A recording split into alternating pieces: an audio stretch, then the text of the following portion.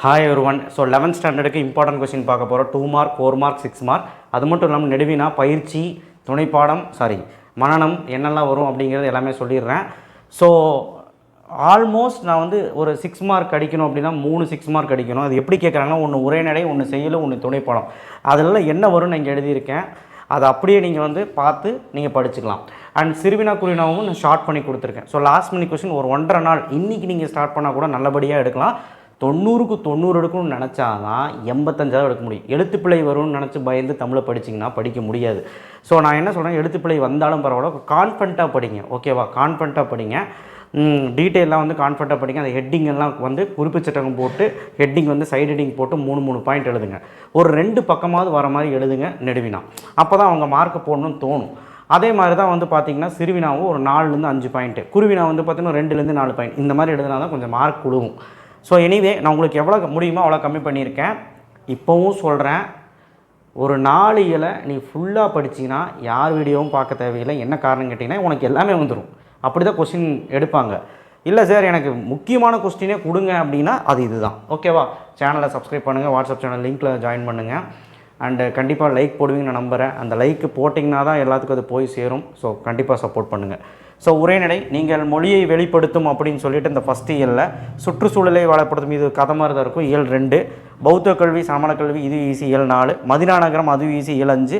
சுந்தர் ராமசாமி இயல் 6. ஸோ இது எல்லாமே படிச்சிருங்க. சரி, என்ன சரி இவ்வளோ படிக்கணுமா அப்படிங்கிட்ட எப்படி ட்விஸ்ட் பண்ணுவாங்கன்னே தெரியாது. ஒரு டிஸ்ட்ரிக்ட் மாறும். அதனால் செய்யுள்ள பாருங்கள், திருக்குறளில் 4 இருக்குது. கோடையில் சிறந்து வள்ளுவம், அடக்கமுடைமை, வாழ்வில் உயர்வுக்கு ஒரு குறளை பற்றி ஏதாவது எழுதணும், ஒரு அதிகாரத்தை பற்றி, மருந்து, மருத்துவர், மருத்துவம், இதை பற்றி கேட்பான். இந்த 4 குறள்லேருந்து ஒரு குறள் நெடுவினா கண்டிப்பாக வர்றக்கு வாய்ப்பு இருக்குது. காவடி சிந்து இயல் 3, இதை பற்றியும் கேட்கலாம். புரட்சிக்கவி கன்ஃபார்ம் கொஸ்டின் இயல் 6 பாரதிதாசனோடது. ஸோ இந்த 6மே நீங்கள் பார்த்து தான் ஆகணும். துணைப்பாடத்தில் வந்து சிம்பொனி தமிழர், யானை டாக்டர், வாடிவாசல், நர்த்தகி நடராஜன், கண்டிப்பாக இந்த 4லேருந்து ஒன்று வந்துடும். ஸோ ரெண்டுமே வரக்கு வாய்ப்பு இருக்குது. ஸோ இதெல்லாம் வந்து பப்ளிக்கே ரொம்ப இம்பார்ட்டன்ட் கொஸ்டின். பப்ளிக் இல்லை தானே, மறந்துட்டேன். சரி, ஓகேவா? ஸோ இந்த 3மே நீங்கள் பார்த்துக்கோங்க. ஒரு 3 6 மார்க்கு கண்டிப்பாக வந்து நல்லபடியாக பண்ணுங்கள். அடுத்து வந்து பார்த்திங்கன்னா சிறுவினா குருவினா. சிறுவினா வந்து பார்த்திங்கன்னா 6 இயலில் இவ்வளோ படிக்கணுமா அப்படின்னு கேட்டிங்கன்னா, இப்போ என்ன மேட்டர்னா இது மட்டும் தான் சிறுவினா. சரிங்களா? குருவினா வந்து இது. ஓகேவா? கன்ஃபியூஸ் ஆகிடாதீங்க.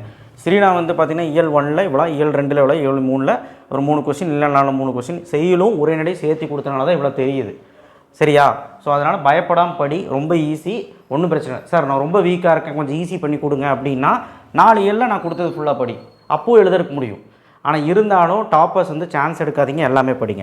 குருவினா வந்து இயல் வைஸ் கொடுத்துருக்கேன். இயல் 1, இயல் 2, இயல் 2 மட்டும் குறள்லையும் சேர்த்து கொடுத்துருக்கேன்.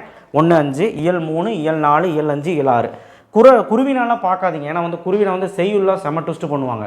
அப்போ செய்யுள்ள வந்து 3 எழுதணும், உரைநடையில் 2 எழுதணும். கன்ஃபார்மாக எழுதிடலாம் நீங்கள் இது இந்த 6 இயலில் நீங்கள் படிச்சிங்கன்னா. ஸோ அப்போ சிறுவினா குருவினா பார்த்துக்கோங்க. அடுத்து 4 மார்க். அணி வந்து பார்த்திங்கன்னா வேற்றுமையணி, ஊமையணி, சொல் பின்வரும் நிலையணி, பிரிது முழுதணி, சொற்பொருள் பின்வரும் நிலையணி. என்ன சார் இவ்வளோ அணி கொடுத்துருக்கீங்க? ஏன்னா ஆப்ஷனில் வந்தாலும் எழுதணும். ஏன்னா ஒரு ஆப்ஷனில் என்ன கேட்பாங்கன்னா, சில டைம் அணிக்கு கேட்டால் பரவாயில்ல, ஒரு அணி கேட்டுட்டு இன்னொன்று வந்து பார்த்திங்கன்னா கீழே வந்து இந்த ஒரு குறள் கொடுத்து இந்த குறளில் வரும் பயின்று வரும் அணிகளை விளக்குக அப்படின்னு மட்டும் கேட்டாங்கன்னா எழுத முடியாமல் போயிடும். அதனால தான் இவ்வளோ கொடுத்துருக்குறேன். அணியை பொறுத்த வரைக்கும் 4 மார்க் வேணும்னா ஃபஸ்ட்டு அணி டெஃபினிஷன், சான்று, அணி பொருத்தம், அணி விளக்கம், இவ்வளோ மேட்டர் இருந்தால் தான் 4 மார்க் கொடுப்பாங்க. ஸோ அதுக்கு தகுந்த மாதிரி படிச்சுக்கோங்க. தமிழாக்கம் தருக கண்டிப்பாக வரும். எல்லா ஏழ்லையும் பார்த்துங்க. 18, 45, 77, 129, 150 இந்த பேஜில் இருக்கிறதெல்லாம் பார்த்துக்கோங்க. 4 மார்க்கு. நயம் பாராட்டுக கண்டிப்பாக வரும். நயம் பாராட்டுக வந்து பார்த்திங்கன்னா என்ன, அதே தான், மைய கருத்து, திரண்ட கருத்து, ஹெட்டிங் போட்டு ஒரு 3 பாயிண்ட்டு. அதுக்கப்புறம் 3 நயம் எழுதி முடிவுரை. நீங்கள் 3 நயம்னா எதுகை மோனை எல்லாத்துக்கும் தெரியும். ஒரு முரண் அந்த மாதிரி எழுதுங்க. இந்த மாதிரி 3 நயத்தை பற்றி எழுதுனா போதும். ஓகேவா? ஸோ அப்போ தான் 4 மார்க் கிடைக்கும். அடுத்தது பேஜ் நம்பர் 74ல் இது கண்டிப்பாக வரும். 74ல் இருக்க இலக்கண தெரிச்சொல் கொஸ்டின் 7, 8 வெரி இம்பார்ட்டன்ட் கொஸ்டின். 7வது 8வது 74வது பேஜ். இது படிக்காமல் போயிடாத. அந்த பகுபத உறுப்புகள்னு நினைக்கிறேன், அது விடுபட்ட அந்த இதை வந்து நம்ம ஃபில் பண்ணணும். அதுதான் அது ரொம்ப இம்பார்ட்டண்ட்டாக 4 மார்க்கில் அது கேட்பாங்க.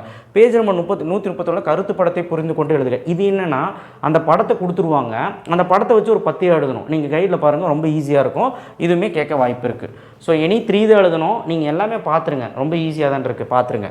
இலக்கண தேர்ச்சிக்கோள் இது இதுக்கு பார்க்குறோம் அப்படின்னா இந்த இலக்கண தேர்ச்சிக்கோள் கொஸ்டின் ஆன்சர் 2 மார்க்கில் வர்றக்கு வாய்ப்பு இருக்குது. இந்த 7x2 14 பயிற்சி இருக்குது இல்லையா, அதில் வர்றக்கு வாய்ப்பு இருக்குது. இல்லைனா குருவினால ஏதாவது பூத்துறதுக்கு வாய்ப்பு இருக்குது. இயல் 1 இயல் 2 இயல் 3 இயல் 4 இயல் 6ல் கொடுத்துருக்கு. இந்த கொஸ்டின்ஸ் எல்லாமே சின்ன சின்ன கொஸ்டின்ஸ், இலக்கண கொஸ்டின்ஸ் ரொம்ப ஈஸி. இந்த 7வது 8வது மட்டும் இயல் 3ல் 4 மார்க் நான் அப்ளைவே சொல்லிட்டேன். ஸோ அவ்வளோதான். நீங்கள் சென்டம் போடணும், 85க்கு மேலே 90 எடுக்கணும் அப்படின்னா, 90க்கு 90 எடுக்கணும்னா நீங்கள் இதெல்லாம் பண்ணி தான் ஆகணும். மனப்பாடம் குறள் சார், மனப்பாடத்தை இம்பார்ட்டன்ஸ் சொல்லுங்கள் சார். சத்தியமாக சொல்கிறேன், மனனம் யாராவது இம்பார்ட்டன்ஸ் சொன்னாங்கன்னா நம்பிடாதீங்க. ஏன்னா ஒவ்வொரு டிஸ்ட்ரிக்டும் மாறும். 6 இயல்லையுமே மனப்பாடம் வந்து எது வரும்னு யாருனால சொல்ல முடியும்? யுகத்தின் பாடல் வருமா, இல்லை காவியம் வருமா, சிலப்பதிகாரம் வருமா, அது வருமா, இது வருமானு எப்படி நம்ம சொல்ல முடியும்? ஏன்னா ஒரே ஒரு மனப்பாடம் தான். 10th ஸ்டாண்டர்டுக்கு ஆப்ஷன் வர மாதிரி வந்தால் பரவாயில்ல. ஸோ ஒரே ஒரு மனப்பாடம் தான். ஸோ அதனால் நீங்கள் அது எல்லா மனப்பாடமும் படித்தா தான் எழுத முடியும். கடைசி நேரத்தில் படிக்க முடிஞ்சால் முடியாது. ஏதாவது படிச்சிருந்து முன்னாடி படிச்சிருந்தால் படிங்க. கடைசி நேரத்தில் எல்லாமே மக்க படிக்க முடியாது, கொஞ்சம் பார்த்துக்குங்க. குறள் வந்து பார்த்திங்கன்னா 2 மார்க்கு. குறள் வந்து பார்த்திங்கன்னா நீங்கள் எல்லாமே படித்து தான் ஆகணும். ஸோ 6 மார்க்கு அது மிஸ் பண்ணிடாதீங்க, படிச்சிங்க எழுதிடலாம். பயிற்சியில் வந்து 7x2 14 பகுபதருப்பிலக்கணம் புணர்ச்சி கலைச்சொற்கள் இது நீங்கள் பார்த்து தான் ஆகணும்.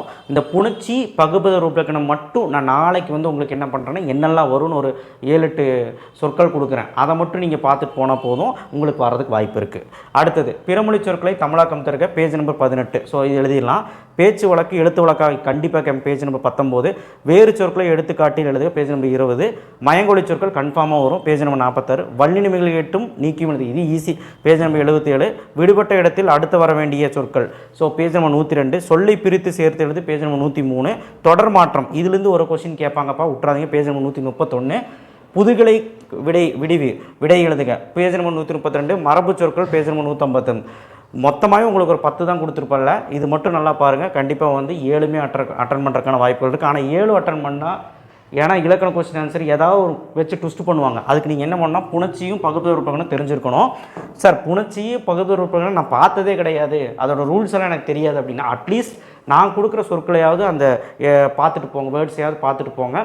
ஸோ அது கண்டிப்பாக வந்துடும். ஒரு 5-6 தருவேன், அது மட்டும் பார்த்துட்டு போங்க. அதை நாளைக்கு தரேன். இப்போதைக்கெல்லாம் படிக்க ஸ்டார்ட் பண்ணுங்கள். ஃபஸ்ட்டு நெடுவினா முடிங்க, அதுக்கப்புறம் குருவினா சிறுவினா முடிங்க, அதுக்கப்புறம் பயிற்சி பாருங்கள், மனனம் பாருங்கள், அந்த மாதிரி பண்ணுங்கள். ஸோ ஃபஸ்ட்டு நெடுவினா முடிச்சிருங்க. இயல் வைஸ் போகிறவங்க டாப்பர்ஸ் வந்து இயல் வைஸ் போங்க, ஓகேவா? ஸோ அதனால் இந்த பிடிஎஃப் உங்களுக்கு கிடைக்கும். தேங்க்யூ. ஷேர் பண்ணுங்கள், சப்ஸ்கிரைப் பண்ணுங்கள், மறக்காம பெல் ஐக்கனை ப்ரெஸ் பண்ணுங்கள். ஆல் தி பெஸ்ட், நல்லா பண்ணுங்கள்.